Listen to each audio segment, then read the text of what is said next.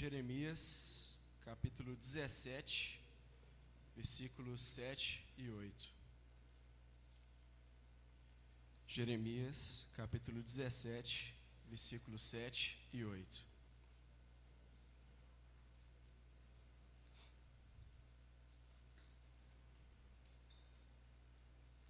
Mas eu abençoarei aquele que confia em mim, aquele que tem fé em mim, o Senhor. Ele é como a árvore plantada perto da água, que espalha as suas raízes até o ribeirão. Quando vem o calor, ela não tem medo, pois as suas folhas ficam sempre verdes. Quando não chove, ela não se preocupa, continua dando frutas. Palavras do Senhor.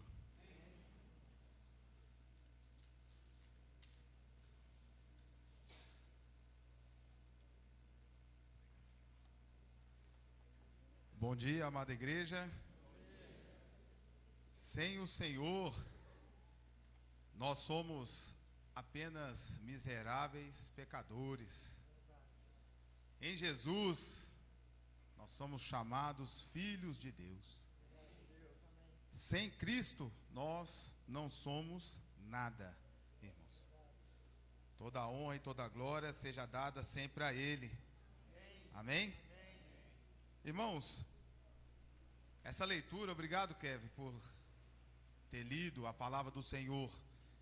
A palavra do Senhor que foi revelada ao profeta Jeremias.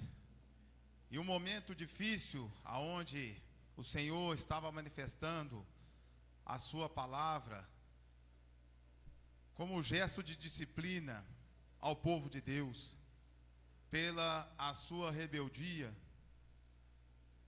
e a sua falta de servidão. E nesse dado momento, Deus tem falado essa palavra para que eles pudessem meditar. E essa semana, irmãos, hoje, começando hoje, né, primeiro dia da semana, gostaria que os irmãos pudessem anotar essa passagem, Jeremias, no capítulo 17, no versículo 7 e 8, ou quem tiver a memória boa, né, que ainda é melhor ainda, que possa meditar durante essa semana, antes das suas orações, dos seus agradecimentos, que você tivesse isso em mente, o que a palavra de Deus fala, né? Lá está escrito assim: bendito aquele que confia no Senhor e cuja esperança é o Senhor, porque ele é como árvore plantada junto às águas, que estende as suas raízes para o ribeiro e não receia quando vem o calor, porque as suas folhas permanecem verdes, e no ano da seca não se perturba, nem deixa de dar fruto. A palavra de Deus é maravilhosa, irmãos. Olha que comparação maravilhosa que o nosso Deus deu de uma condição espiritual, aonde nós sabemos que Deus, Jesus e o Espírito Santo são o Espírito, e aonde ele compara a pessoa que tem esperança em Deus. E nós aprendemos há um tempo atrás que a esperança ela nunca morre, porque a esperança é o próprio Deus, ele é eterno. E essa pessoa que tem essa esperança em Deus, aqui é uma comparação como uma árvore que está plantada junto a um ribeiro. E você não vê a raiz dessa árvore, mas ela está ligada a esse ribeiro. E esse ribeiro é o nosso Deus. Então vem a chuva, vem o sol escaldante, e essa árvore continua dando o seu fruto. Ela continua com as suas folhas verdes. Esse é o ponto de profunda meditação, para que você saiba que a sua condição, ela não está à mercê do mundo, ela não está à mercê das suas posses financeiras, ela não está à mercê das suas roupas e das suas vestes. Ela está totalmente ligada ao nosso Deus, ao Espírito Santo e a Jesus. Muitas vezes nos vendido, infelizmente, no mundo, uma visão que reduz o Evangelho de Deus na nossa vida. Aonde que se fala que o discípulo, a pessoa que tem uma conexão com Deus e com Jesus, com o Espírito Santo, ela tem uma vida fácil, uma vida tranquila. E é isso que nós temos aprendido na palavra, irmãos. Você está tendo uma vida fácil? Você está tendo uma vida tranquila? Dentre inúmeros casos aqui que a palavra de Deus nos deixou, eu gosto muito do livro de Jó, eu sei que os irmãos também gostam. Eu convido os irmãos que nós possamos abrir Jó. Jó, nós vamos ler só um pedacinho do capítulo 1. Todos aqui conhecem a história de Jó. E é fascinante como Jó estava dedicado com o propósito de servir a Deus. Nós lendo aqui a palavra de Deus, eu e você, nós não temos dúvida que Jó, ele tinha um objetivo de servir a Deus. Olha só, irmãos, o que fala em Jó no capítulo 1. Lá fala assim: havia um homem na terra de Uz, cujo nome era Jó. Este homem era íntegro e reto, temia a Deus e se desviava do mal. Nasceram-lhe 7 filhos e 3 filhas. Tinha 7.000 ovelhas, 3.000 camelos, 500 juntas de bois e 500 jumentas. Também tinha muitíssima gente ao seu serviço, de maneira que este homem era o maior de todo o Oriente.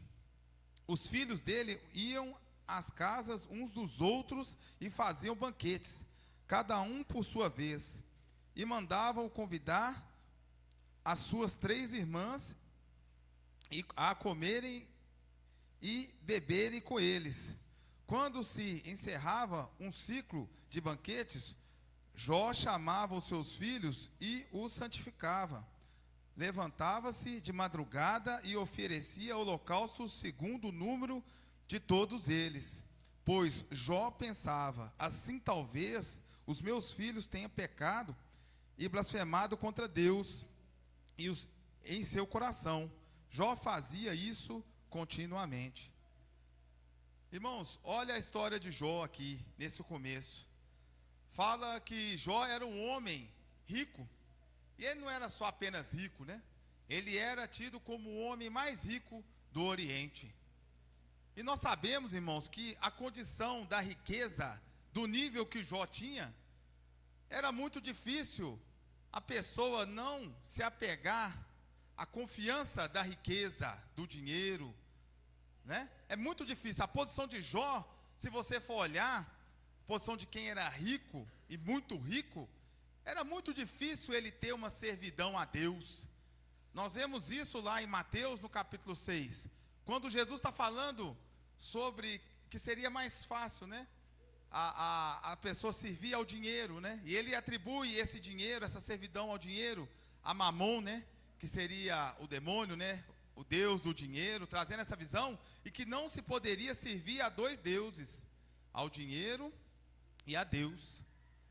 E Jó, irmãos, por mais incrível que nos pareça, ele era muito rico, mas ele não perdeu o seu objetivo de servir a Deus. E Jó, então, ele era abastecido financeiramente, ele tinha dinheiro, ele tinha recurso, mas a preocupação dele, o grande objetivo dele, era servir ao Senhor. E Jó chegou ao ponto, irmãos, de ficar preocupado com seus filhos, de tal maneira que oferecia sacrifício, acordava de madrugada preocupado, pensando que os seus filhos poderiam ter pecado contra Deus, até no seu coração, né, no coração deles, e ele oferecia sacrifício, mostrando como Jó tinha um objetivo de servir a Deus. E por isso tudo você pode julgar assim: Jó era uma pessoa abastecida financeiramente, era uma pessoa de fé, tinha o conhecimento da palavra e tinha o objetivo de servir a Deus. Então Jó, ele não precisava sofrer, né? Ele não precisava, ele já tinha aprendido o que Deus queria que ele fizesse. Mas o acusador, Satanás, chegou diante de Deus para acusar, né? Para poder diminuir. E nós sabemos dessa história muito bem, de como ele acusou a Jó, né? E falou com Deus que seria fácil servir a Deus, porque Deus abençoava ele em tudo.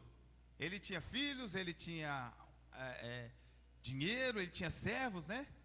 E Deus permitiu que Satanás tirasse essas coisas dele, e que Jó passasse pelas aquelas tribulações, para poder nos mostrar aqui, que a vida de servidão a Deus, quem está próximo a Deus, não está isento do sofrimento. Na verdade, o seu sofrimento e o meu sofrimento é para a honra e glória do Senhor. As coisas que têm passado na sua vida, irmãos, numa visão humana, você pode ser julgado, né? Você está errando e tudo, pelas condições do homem. Mas na condição de Deus, isso está gerando perseverança e amadurecimento. E foi o que aconteceu com Jó. Jó, depois que foi lhe tirado tudo e todo o sofrimento, e por vezes até a sua esposa, né, virou-se contra ele para que ele blasfemasse. Jó não perdeu a sua fé e honrou ao Senhor até o final.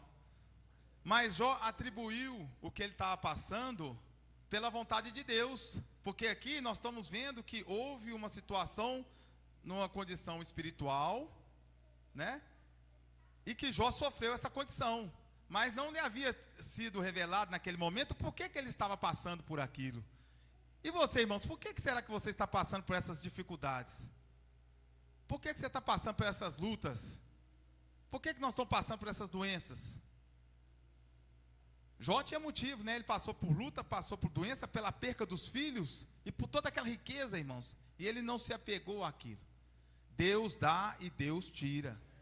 Esse é o poder de Deus. E Jó foi submisso a isso.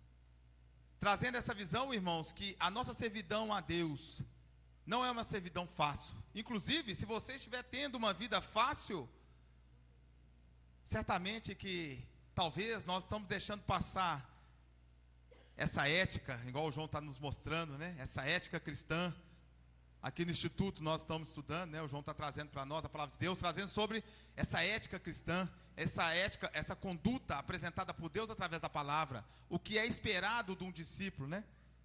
Isso tudo traz sofrimento, porque negar a si mesmo não é fácil, é muito difícil, né, irmãos? A palavra do Senhor, irmãos, ela também traz, saindo um pouco dessa questão de Jó, a gente poderia falar de muitos profetas, muitas pessoas que estão aqui na palavra de Deus. Mas lá em Mateus, no capítulo 3, tem a figura de João Batista. Nós sabemos que João Batista, ele veio para poder ajeitar as veredas, né, o caminho de Jesus. Ele foi um profeta que Deus levantou. E ela fala a semelhança de Elias, né, um homem destemido, um homem que dependia de Deus. Tanto que Elias, ele foi assunto aos céus, né? Numa carruagem de fogo. Elias era um homem temente ao Senhor e totalmente dependente de Deus. E nós sabemos que Elias também, ele viveu no deserto, né? Na total dependência de Deus. De maneira que até os corvos vinham trazer alimento para Elias, né? Amando de Deus. E João Batista, ele tinha um propósito. O propósito de anteceder o caminho de Jesus Cristo, do Messias, aquele Messias tão esperado. João Batista, irmãos, você acha que ele teve uma vida fácil? Ele tinha uma ligação com Deus e um propósito. Lá em Mateus capítulo 3, fala que João Batista morava onde? No deserto. Você já imaginou como seria a sua vida no deserto? A minha vida no deserto? Imagina. A gente hoje, às vezes, a gente não consegue pegar o controle da televisão para mudar, a gente já fica chateado, né? Cadê o controle? Cadê o controle? Precisa mudar aqui. Abaixa a televisão, não acha o controle. Agora você imagina um deserto que você não tem recurso nenhum. Recurso nenhum. O que João Batista comia? Vocês lembram? Gafanhoto e mel silvestre. Irmão, será que João Batista gostava de comer só gafanhoto? Vocês acham que João Batista gostava de comer só gafanhoto e tomar mel silvestre? Olha a dieta dele. Imagina, sei lá, a gente comendo gafanhoto e mel silvestre 2 dias. Imagina como é que você ia estar chateado. Pensa nisso. Agora, você acha que João Batista, ele escolheu comer esse gafanhoto lá no deserto? Que ele estava atrás do mel? Você está achando que era isso? A dieta de João Batista só comia isso. Não era isso, irmãos. Isso é onde a servidão de Deus levou ele. Você sabe onde que a servidão de Deus vai levar você? Você lembra dos apóstolos, irmãos? tirando João, que a gente sabe que ele ficou preso na ilha de Patmos, escreveu o Apocalipse, inspirado pelo Espírito Santo, escreveu o Evangelho, né, também inspirado, e as cartas. A vida de João não foi fácil, né? Ele estava preso. Graças a Deus eu nunca estive preso. O próprio João Batista esteve preso. Ele viveu no deserto e olha para você ver a posição de João Batista. Ele tinha que afrontar os líderes religiosos daquela época. E se não bastasse, ele ainda afrontou o governador, né? Olha só, e ele foi preso, irmãos.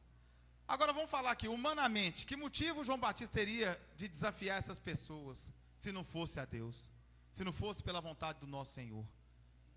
E ele estava disposto a sofrer, e sofreu até que foi o quê? Morto, decapitado.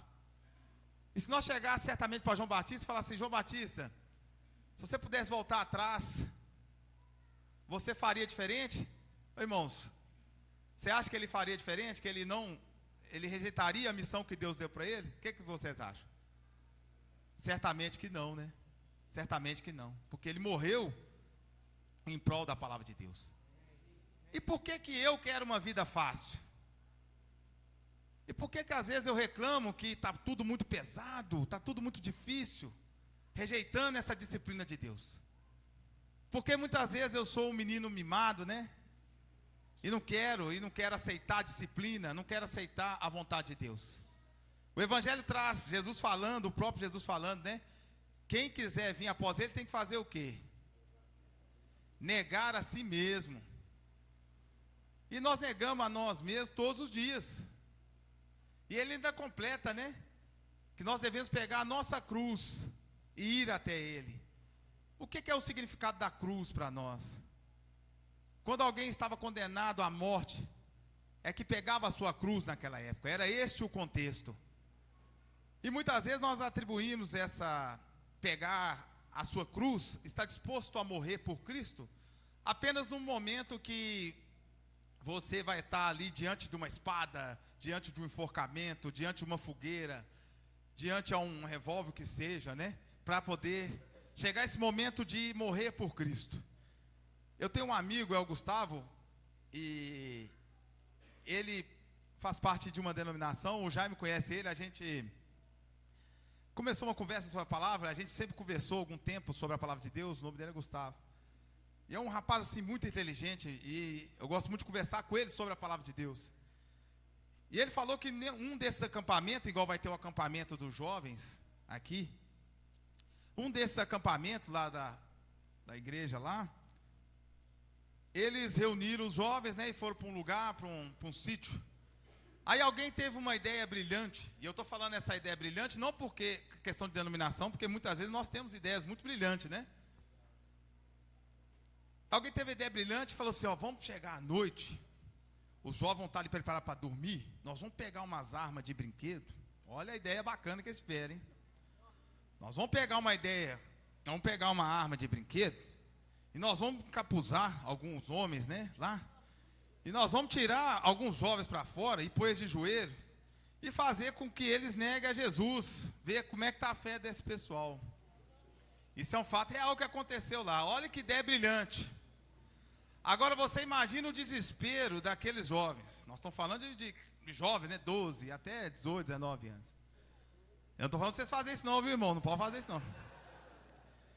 E aí, gente, você imagina que o efeito daquilo ali, teve gente chorando, passando mal e tudo, e eles não pararam, não levaram a brincadeira até o final.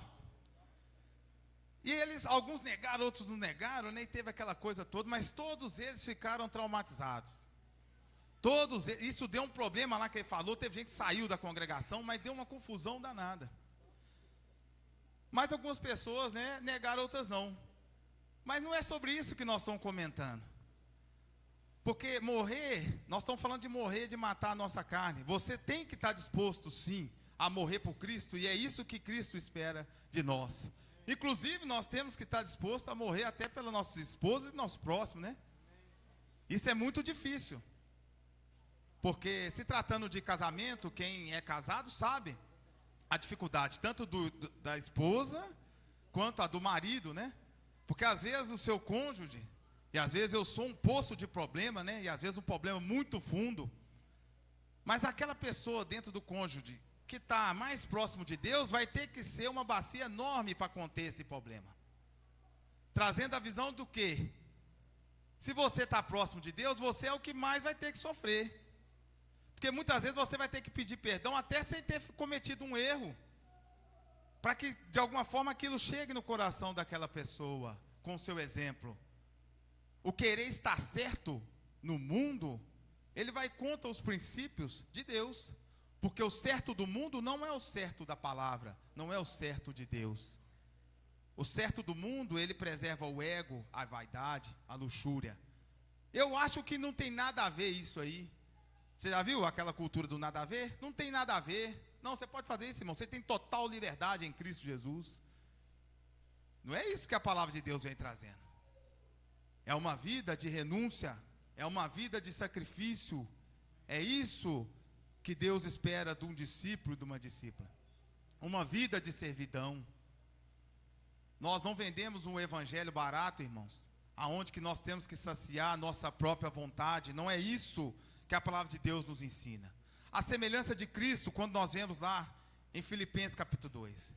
Jesus, sendo Deus, ele não julgou com usurpação ser igual a Deus. Antes, a si mesmo, ele se esvaziou, irmãos. Ele se esvaziou. Imagina, irmãos, essa situação. Jesus, sendo Deus, ele não estava próximo de Deus, ele é Deus. Ele se esvaziou. Alguém sofreu mais que Jesus, irmãos? Alguém sofreu mais que Jesus? Porque muitas vezes, irmãos, se você, no mundo, as pessoas não têm conhecimento, elas sofrem a consequência do pecado e vivem uma vida dissoluta, mas assim como eu também já vivi, uma vida dissoluta. E a pessoa não quer sofrer por ter que abaixar a cabeça e pedir perdão, ou às vezes não usar de uma esperteza para passar a perna de uma outra pessoa, né? Você quer ver uma esperteza quando você está vendendo alguma coisa, né?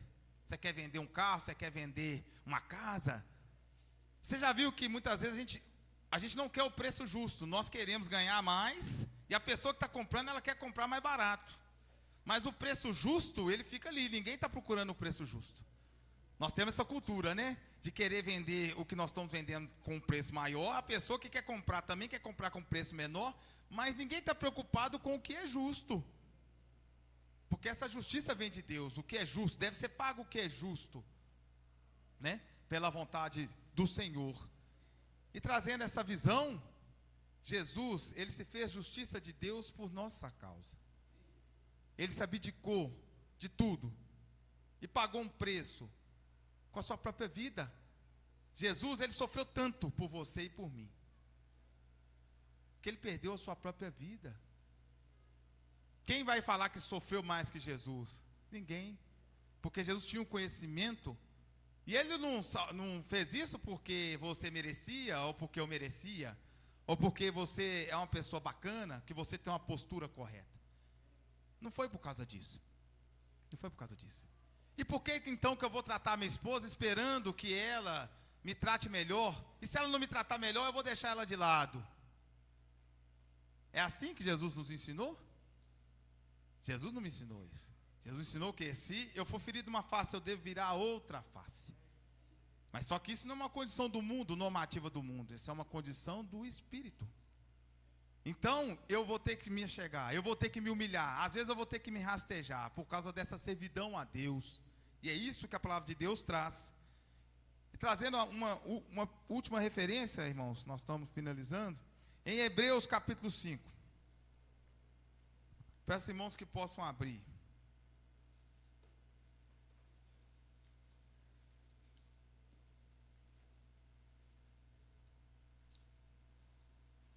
Trazendo esse contexto de quem está próximo de Deus, é quem vai ter que perdoar, é quem vai ter que amar. E tudo isso gera sofrimento. Tudo isso gera sofrimento. Hebreus capítulo 5, versículo de 7 a 9. A palavra de Deus fala assim: Ele, Jesus, nos dias da sua carne, tendo oferecido com forte clamor e lágrimas, orações e súplicas, a quem podia livrar da morte, foi ouvido por causa da sua reverência. Embora fosse filho, aprendeu a obediência pelas coisas que sofreu. E tendo sido aperfeiçoado, tornou-se autor da salvação eterna para todos os que lhe obedecem. E Deus o nomeou sumo sacerdote, segundo a ordem de Melquisedeque. Irmãos, Jesus orou 3 vezes para que, se fosse possível, apartasse o cálice dele. Ele chorou e suou como gotas de sangue, né? Nós aprendemos, foi gotas de sangue que Jesus suou. Jesus estava sofrendo naquele momento? O que vocês acham? Sim ou não? Ele estava sofrendo, e sofrendo muito, porque era chegada a sua hora.